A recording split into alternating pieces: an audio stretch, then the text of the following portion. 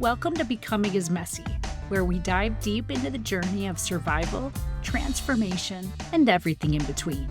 I'm your host, Meghann Dawson, here to share the honest, unfiltered stories behind my own process of becoming. Life isn't a pretty and perfect straight line, and neither is becoming the person we're meant to be.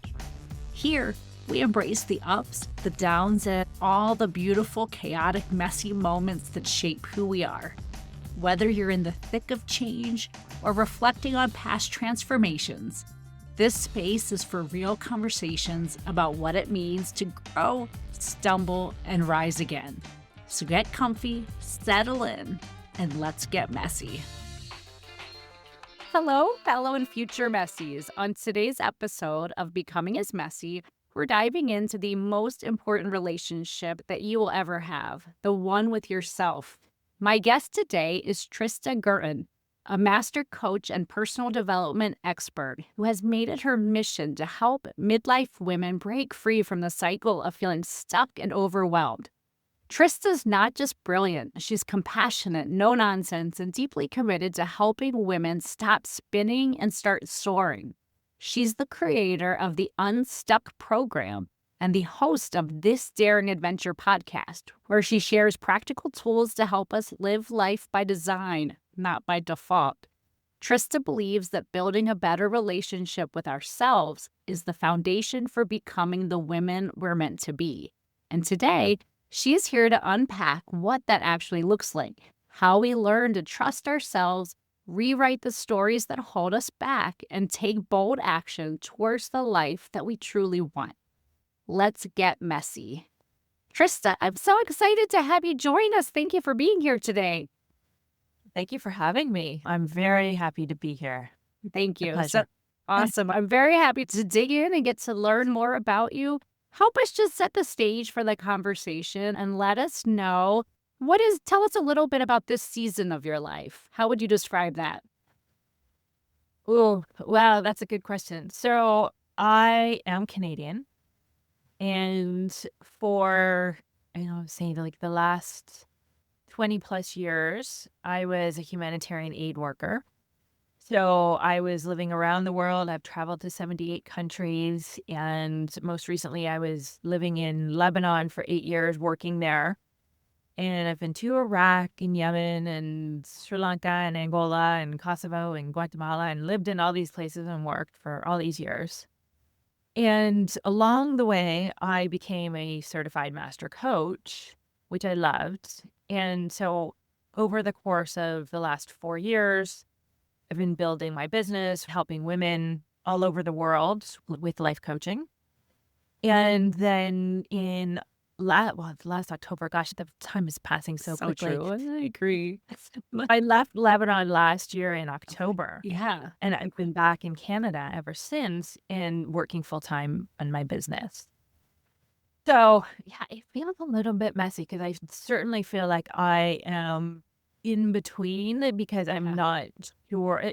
It's nice to be home. Don't get me wrong. I mean, like I said, I've been away for 20 years and I would come home for Christmas and summer vacation. But this is the first time I've spent any sort of concentrated amount of time here and with my family and whatnot. So that's been fun, but it's been a real experience. It's been a real transition. Yes.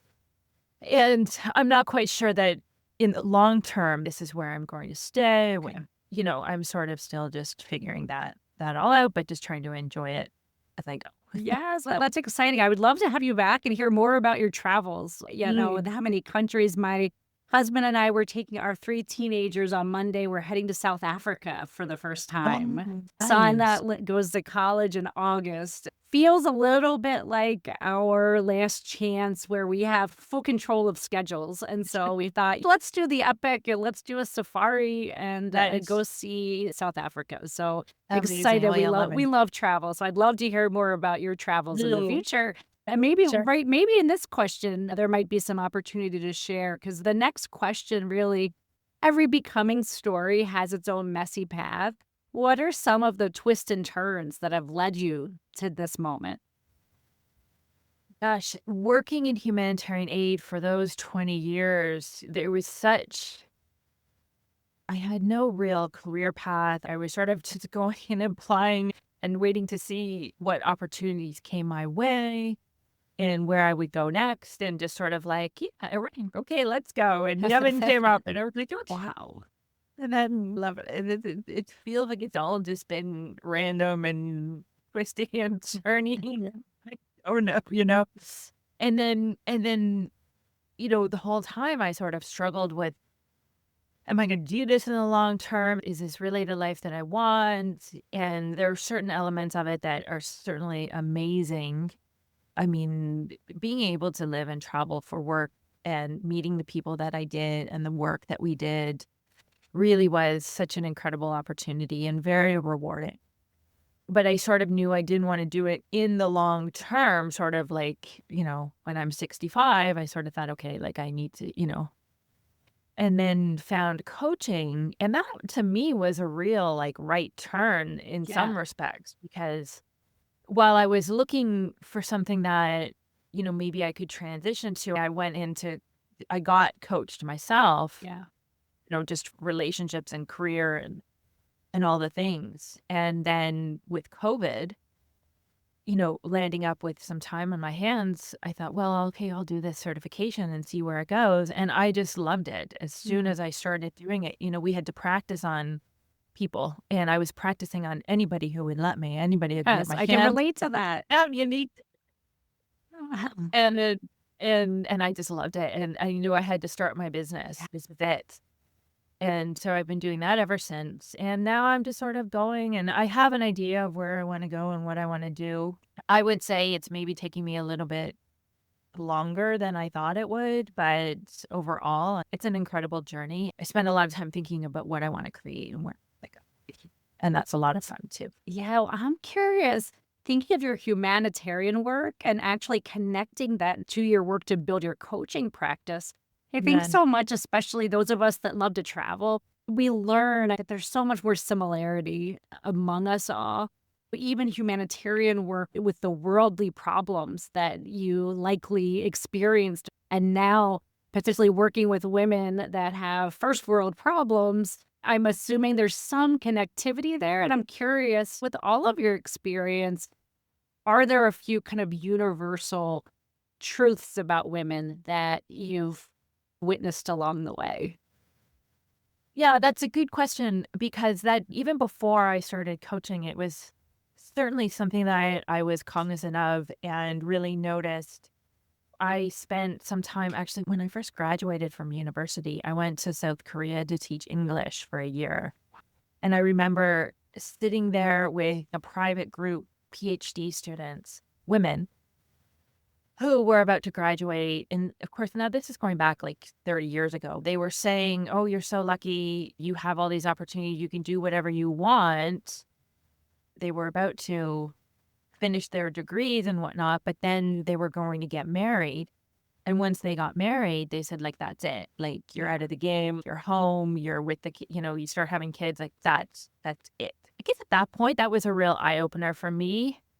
And so I really started paying attention more and more to the women that I was meeting around the world as I went. And yeah, I mean, I was always struck by, I don't want to, but I was always struck by how hardworking the women were, how competent, how dedicated, how keen they were to learn, always very warm. I just, it's the women that, I mean, not all women, but I definitely, it's the relationships that I had with women, particularly not even our beneficiaries, but certainly the women I work with day to day, because in the work that I was doing, I was working mainly with the national staff.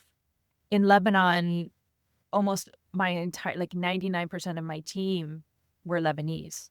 So I was always working in these national teams. And yeah, I was always really struck by the women. Like, they're just really smart, really hardworking, really dedicated, really keen. Yeah. So it was, Yeah. I feel like what I'm hearing you describe is just that level of curiosity of learning and growth. I too feel, I certainly have men in my life that embody that too, but by far, almost every woman in my life has this drive to consistently tap into their own power and learn about it and grow it. So Sure. now thinking of you bringing that wisdom back to yourself and learning about you, that there were periods where you felt disconnected and stuck from yourself. What were some of the signs that showed up in those periods to help you realize there was a disconnect there?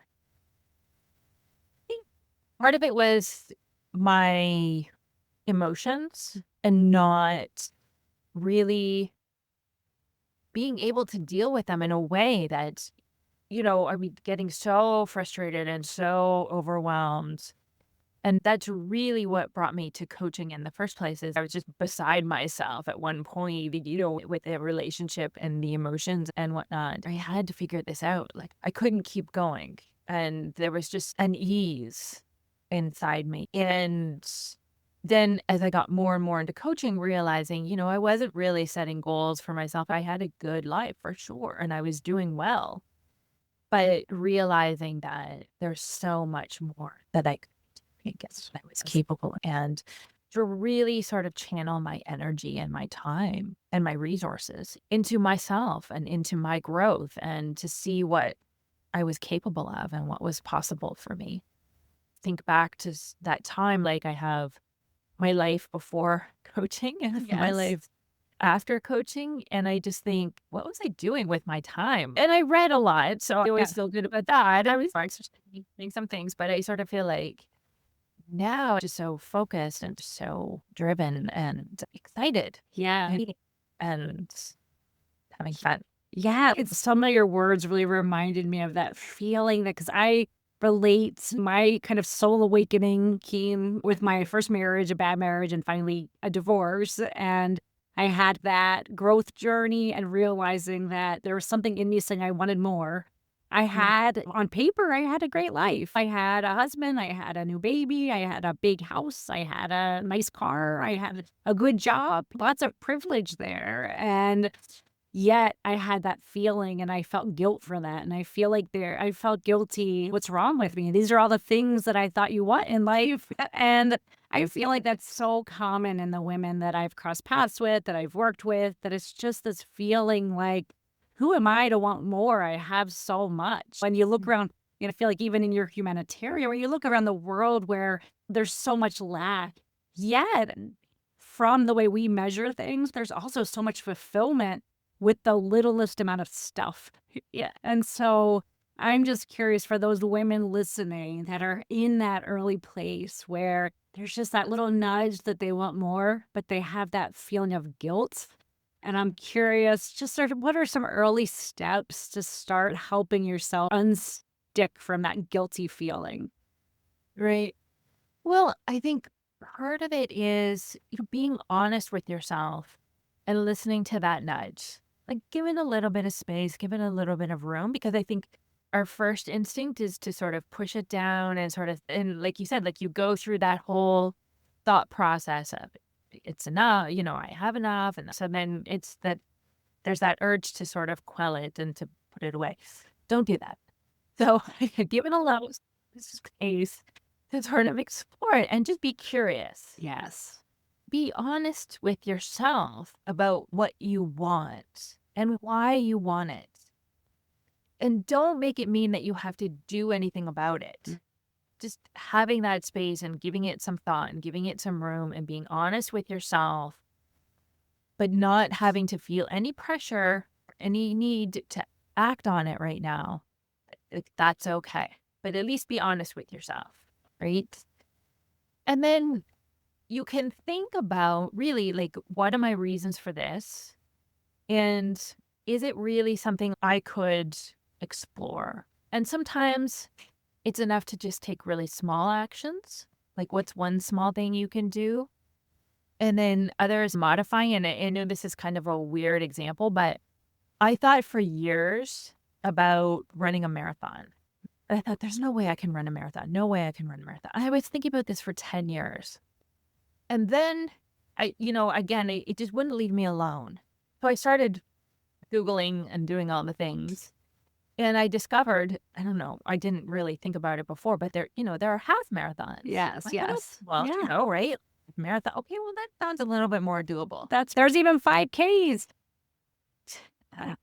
And then I was Googling training plans, and I discovered there are training plans where you can run and walk. Yes. Oh, So yeah. It's I so could run true. and walk marathon, like a half a marathon. And so that's what I did after 10 years of not doing anything about it. Yeah. So, I mean, listen, the thing is that it may not look like exactly how you are sort of thinking about it right now, but there can be variations and there can be options, and it can be a really great starting place to explore and to make some movement. So don't dismiss it completely out of hand. Explore what the options might be and if there are sort of options and variations and outcomes. Yeah. Yeah. I love that analogy. My husband's a triathlete, and that's his mantra is as long as you're moving forward, you're making progress. As long as you're moving, you're doing. And that's a great analogy for life and all of these Mhm. things that we're talking about. I feel like you've helped get us started on that initial steps that people can start moving forward. I love your Unstuck program. I love how actionable it is. And I'm curious if, for our listeners, if you could just narrow it down a little bit and give us a little bit of context of what those kind of 12 weeks look like and just what does that transformation translate to for the people that you work with? Right. I wanted to create something to give my clients the tools and the skills so that they would never have to feel stuck again. Yeah. Which may seem like a big thing, but I truly believe that this is possible. And I designed a program. It has 5 pillars that helps to move my client forward, starting with the self-concept and the past. Now, life coaching is different than therapy. Therapy is very past focused. It's for diagnoses. It's for people who are just sort of struggling to function normally. Life coaching is, you're okay and you want to go take it to the next That's right. level. Yes. So I do believe, though, that we bring some baggage with us. And there are stories that we tell about ourselves. There are stories we tell about our upbringing and our parents and our siblings and our schooling and all the things, right? But we still carry with us. I see this all the time, women in their 40s, 50s, and 60s who are still carrying this baggage with them, defining themselves by it. And really, what happens is we just land up creating more and more of the past. We land telling ourselves stories that aren't helpful, not useful, and that really do hold us back. So we want to clean up some of that.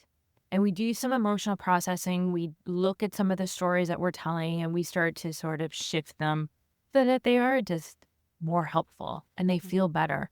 And they're serving you instead of weighing you down and holding you back. And you release all of that. And then we can start to look at some of the mindsets and understanding what's going on in our brain, because I believe that that is really important. There are a lot of things going on in our brains that we aren't aware of, and we tend to just take at face value whatever it is we're thinking and believe that that's true and that it's important and that we need to believe it, which isn't the case at all.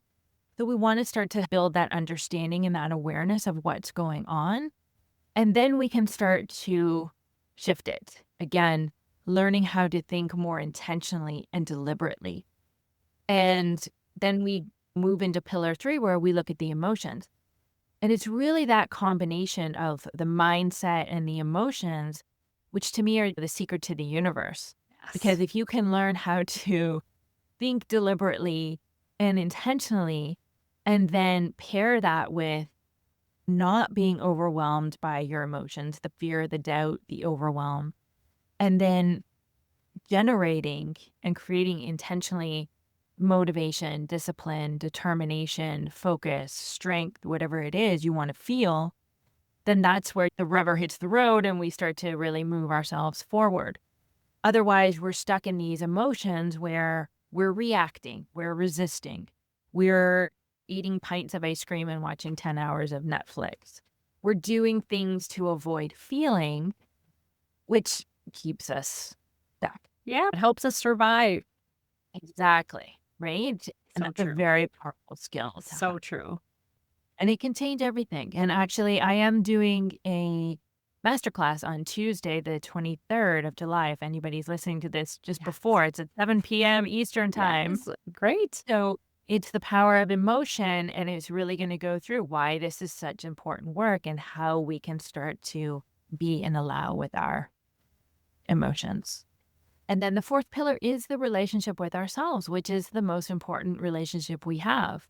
If we don't know how to like ourselves and love ourselves and trust ourselves and be able to generate our self-confidence and all of those things that help us to, again, move ourselves forward, we get stuck in people pleasing, not setting boundaries, constantly looking for validation, doubting ourselves, being stuck in imposter syndrome, all of those things that, we're looking externally for that validation and the appreciation and the respect and, all of that, that just keep, it's not a good use of our time and our energy.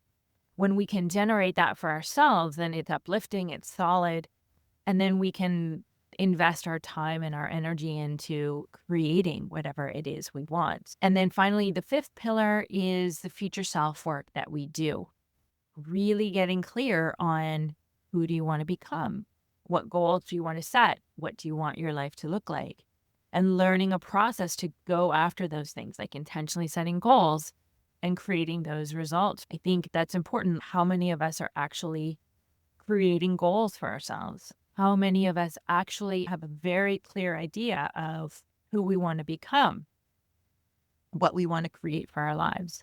So just getting that clarity, spending that time to get really focused and start to move ourselves towards it. But it's these 5 pillars that sort of go in sequence and sort of build on one another so that you have those tools and skills and you're not stuck. So when you're not stuck, what does that look like for people that have really embraced these 5 pillars, have those tools now in their life? How does their life look different once they are armed with this? Right. So I think there's this feeling that they've let go of some of the baggage. There's a lightness and an ease Yes. that, we learn to have that awareness of what's going on in our mind and being able to take that pause and really question it and sort of look to see, okay, wait, is this helpful? So you're not just at the effect of an unmanaged mind, right? You're aware, because as long as you have a human brain, it's going to continue to offer you crappy thoughts and Yeah, of default to the course. negative and look for problems. But you will become better at understanding what's going on and having that awareness. So you're just not at the effect of that all of the time. And then you're able to shift and, refocus your brain on what you want to think and how you want to feel. You're not being overwhelmed by your emotions. You're not reacting. You're not at the effect of everything that's going on around in the world around you, but you're more actively creating it. You're showing up how you want to show up. You realize where you have your power and how to use it. Mm. And then once we get into that relationship with ourselves, you're learning how to generate your own self-confidence. You're not looking to others to validate you and to make you feel better. You have that foundation. You have those tools and those skills. And then, there's just that clarity that you develop and you create for yourself about where you're going. You're not treading water anymore. You're not experiencing that frustration. You realize you have the ability to create whatever it is you want, and you're actively moving yourself towards that. So it's a very empowering process. Yeah. It sounds like I just love so many of the phrases that you just used in that last segment of self-creation, self-reliance, self-confidence. Really, at the end of the day, all those add up to really help you see that you have all that you need within. Yeah, the relationship with self. In your words, why have you described that as the most important relationship that we all have is the one with ourself? Mostly because we are starting to give ourselves what we need. And we learn that we have that ability and we start to do that. And I think then we move from spending so much time being at the effect of the external world and chasing after all of the respect and the appreciation. Because a lot of times, what we're doing unintentionally is we're changing relationships and we're changing houses and we're changing jobs and we're changing all the things. We change how we look.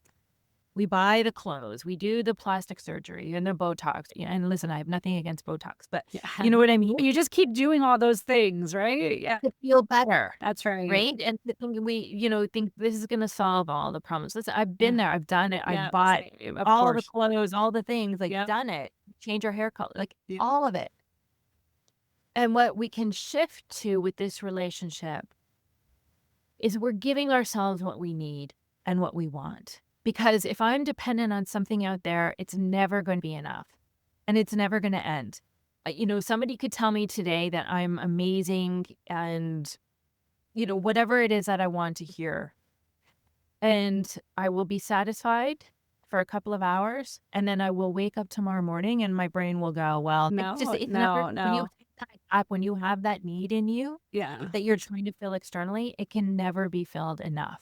Yes. And what we're learning in that relationship with ourselves is how to fill that up ourselves. So we're not looking externally. You may get that recognition and you may get some of that praise and you may get some of that respect, but it's sort of like a cherry on top. That's it. It's not as crucial. It's not as critical. And then what happens? You're not spending your energy people pleasing, not setting boundaries, bending over backwards, chasing all the things. You're able to channel your energy into creating and evolving and growing and doing whatever it is that you really want to do.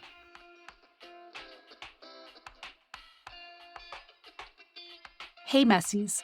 Quick pause before we dive back in. If you're loving these conversations and want a little extra support on your own becoming journey, head over to meghannDawson.com. You can sign up for my weekly email. It's like a little love note from the messy middle, filled with stories, tools, and truths to help you feel less alone. And if you're looking for personalized support, I've got a few spots open for one-to-one coaching. If that's been on your heart, let's talk. All right, back to the episode.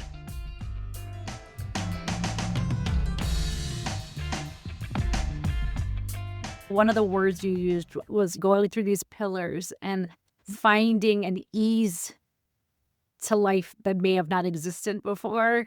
Life's going to keep happening to you. There's going to be curveball after curveball. And just thinking of your own journey as well as women that you've worked with, when those massive curveballs come, I think sometimes people that haven't done this work, I feel like question that even those there's an ease to. It's not that it's easy, but No. there is an ease because you have a process.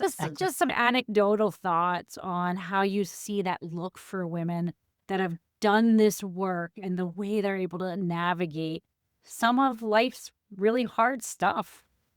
Absolutely. Yeah. I mean, I have one story, and this is not like critical sort of issue, but when I was in Lebanon, Yeah. I was driving. And I would drive to work in the morning, 6 kilometers. It would take me maybe 20 minutes. In Lebanon, it was in the north. There were no traffic lights. There were no traffic cops. There were no street signs. It was these 2 little lanes, people driving back and forth and up and down. And they wouldn't signal, nothing. They were just and I would get so frustrated. By the time I got to work in the morning, I was just Oh, that hanging from the feeling, field. yes. Oh my God, chaos and traffic. I feel like I could feel myself experiencing that feeling. Yeah. Yes, right? And I Yeah. would be honking my and Oh, I'd be yes. yelling at people and all of the things, right?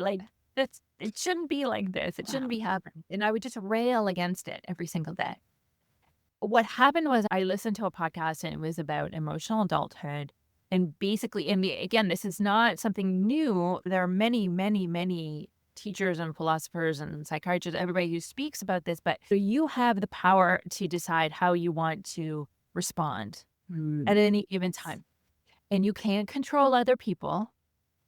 And it doesn't help to argue with reality. And the only thing you can do in any given moment is decide how you want to respond and how you want to show up and what you want to think and thereby what you want to feel. And when I was yelling at the other drivers and getting upset, basically what it came down to, what I learned was I was giving my power away to that other driver. And he would go on his merry way, probably didn't beat him up, not even paying, like, no clue, I didn't change a thing, nothing. But I was the one who was getting upset. And what I learned is I have a choice. That's right. And so I remember the exact moment and where I was when I was driving to work in the morning, and this driver he just turned the corner right in front, like didn't look, and I started to feel, and I was like, wait, do I want to give my power to that driver? That's such a good question. And taking that pause, and I was like, hey, and that's really started the journey for me in seeing that these tools really worked. Yeah. And over the course, I got lots of practice with it. Like, no matter what was going on in the roads around me, eventually I was just like, nope.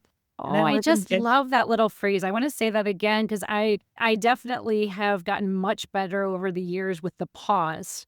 Yeah, and just not giving away that power right away, but taking just a breath to just check in with myself. But I feel like those times when it really is a heightened feeling, to pause and ask yourself, do I want to give my power to that? Yeah, I think that really powerful check-in. Right. Because I remember my coach said, like, and it's my ex-husband, but she was talking to someone else and she's like, of all the people in the world, do you want to give your power with your ex-husband or this driver? Totally. Yeah. How often is I feel like you would say yes in a very minimum, it truly becomes your circle of people. That's it. You want to be upset, and that's okay too. Of course, you can feel it just kind of gives you some space to dial it down and recognize that it's just not worth it. Yeah. It's really not. No, it's really harming you way more than anybody you're mad at. So Right. It gives you that perspective. Yeah. And as you go through life, as you go through challenges, there are things that are going to come up. And as we said, you are going to be upset. But it's like knowing how to be upset and knowing how to process that and allow it without reacting to it, slamming doors, yelling at somebody, eating the pint of ice cream, drinking that bottle of wine, whatever it is we do, just better equipped that we're not as overwhelmed. And I really do feel like there's not these extreme high. Oh, I agree. The extremes. True. Yeah. Very much agree with that. Yeah. Yeah. Although here's one thing maybe we want to challenge to go extreme is that creativity side. Like I've also read your perspective on how women just often don't realize how capable they are and what they're able to create. Again, from your perspective, as you have done this work yourself and helped others, how do you see that get unlocked as people get unstuck? And again, I can speak. I have one client story and myself as well. Certainly I know for myself. Yeah. Before I was coached, I would have said, I'm not creative at all. Yeah. I have so true. And I'm not an entrepreneur. I don't have that bone in my body. And, it wasn't until working with a coach and, sort of working through that and not just getting coached on it, but like actively working on developing that in myself and allowing it room to breathe, allowing myself to consider it, that it's a possibility. Right? Because for years I was just telling myself, no, it's not possible. Yeah. But just opening that door just a crack to, this might be possible. Like there might be a smidge there. And then just exploring that with persistence and resilience to keep doing that. And then certainly with some of my clients, the issue comes up around money. And I see a lot of hesitancy. I'm working with an artist in New York City.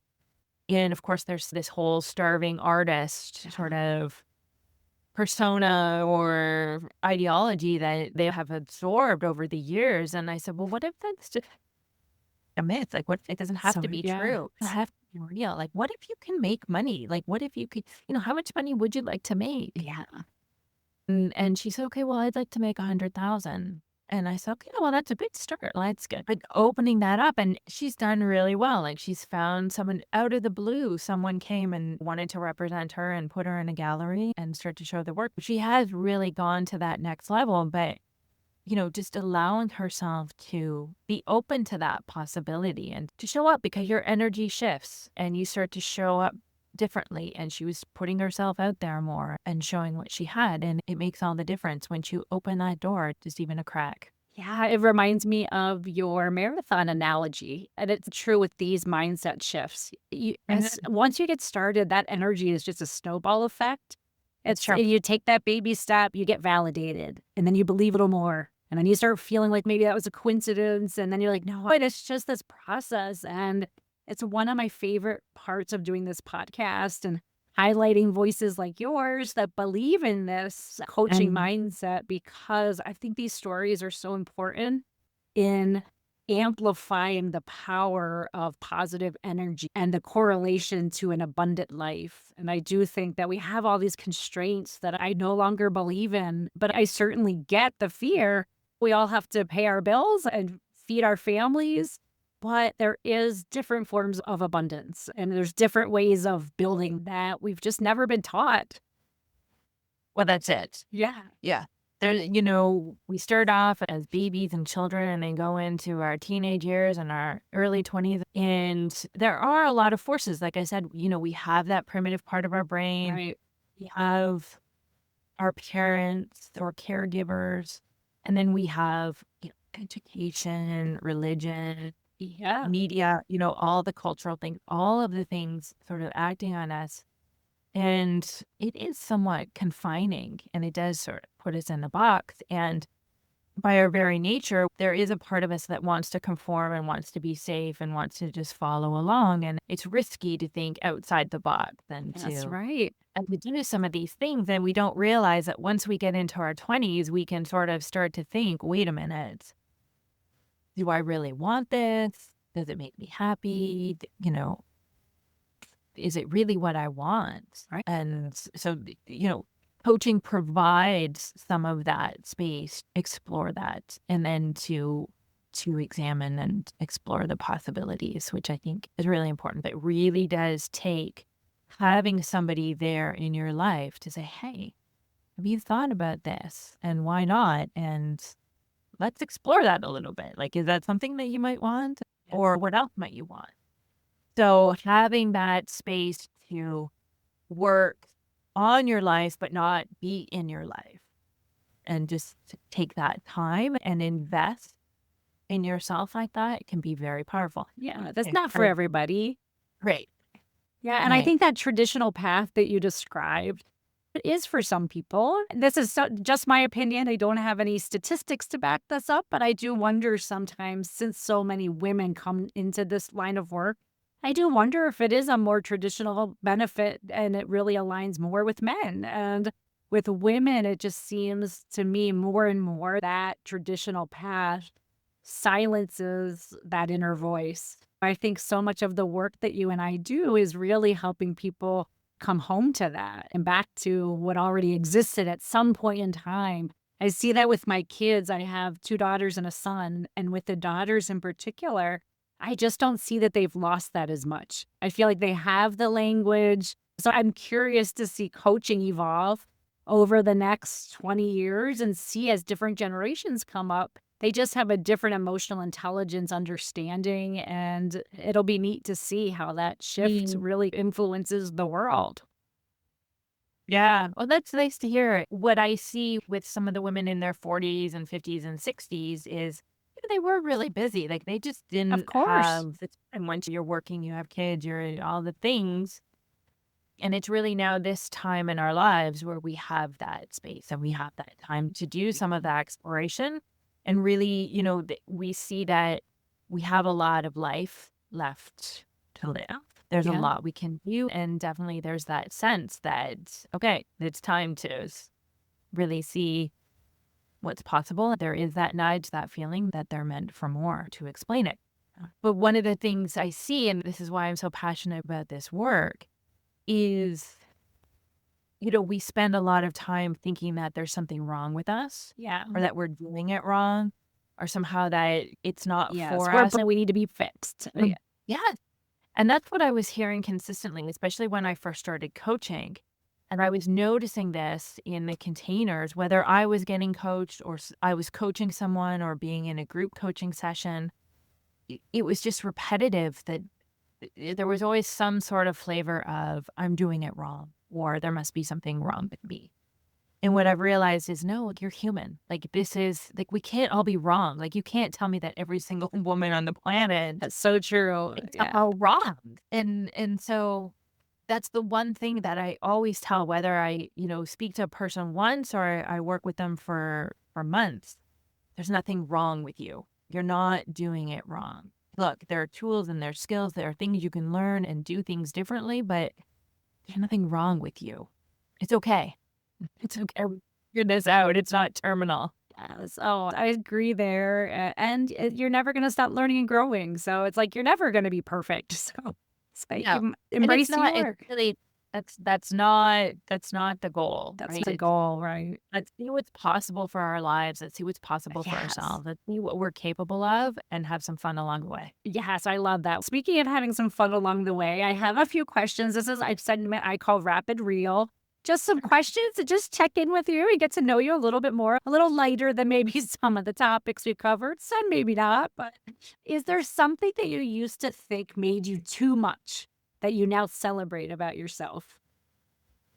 Oh, well, I always thought like all my traveling, I had this constant urge to like travel, go all the places. And I Yeah. thought, oh, is that wrong? Yeah. And I'm like, you know what? That's one of the best parts of me. Yeah. And I do that too with animals. I have rescued a Awesome. lot of animals along the way. Yeah. And I was sort of like, everybody would be like, you can't save all the animals.